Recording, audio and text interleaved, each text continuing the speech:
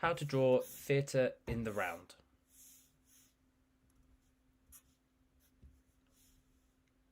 Start by drawing the middle of your stage. I've done this with a small cross.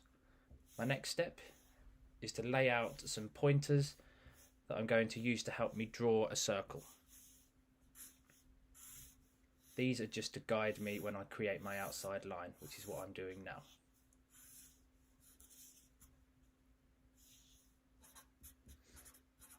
This rough circle is where my stage space is going to begin.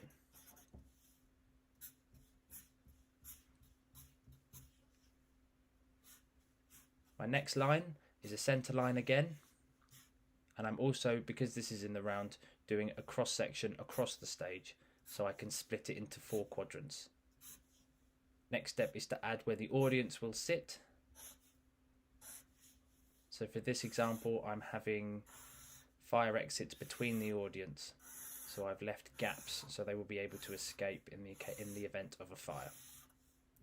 These curved lines can be quite tricky, but again, it's just a guideline to show where the audience will be.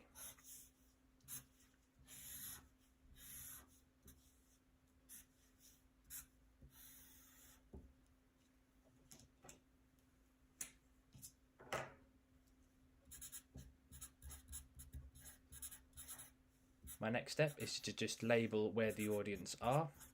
So these 4 pieces that I've drawn, I'm just going to label them, and again using an arrow just to show which way the audience will be facing towards the production.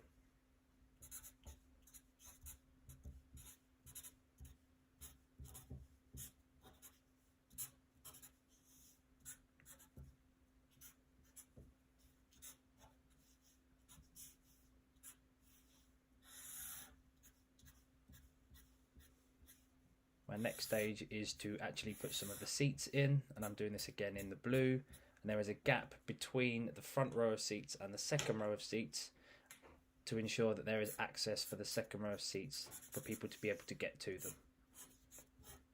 As I said, there were fire exits deliberately put between the audience seating. These can also be used as entrances, which I'm drawing in here with the arrows in green. These are entrances and exits for the performance.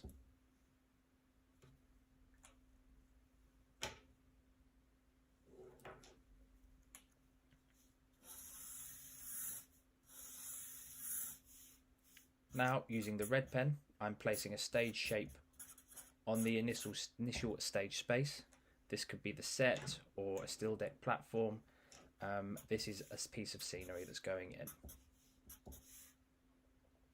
And finally, again, using crosses just to place locations of actors. This can also be furniture, anything that has to stay or is functionable on the stage. And that's how to draw theatre in the round.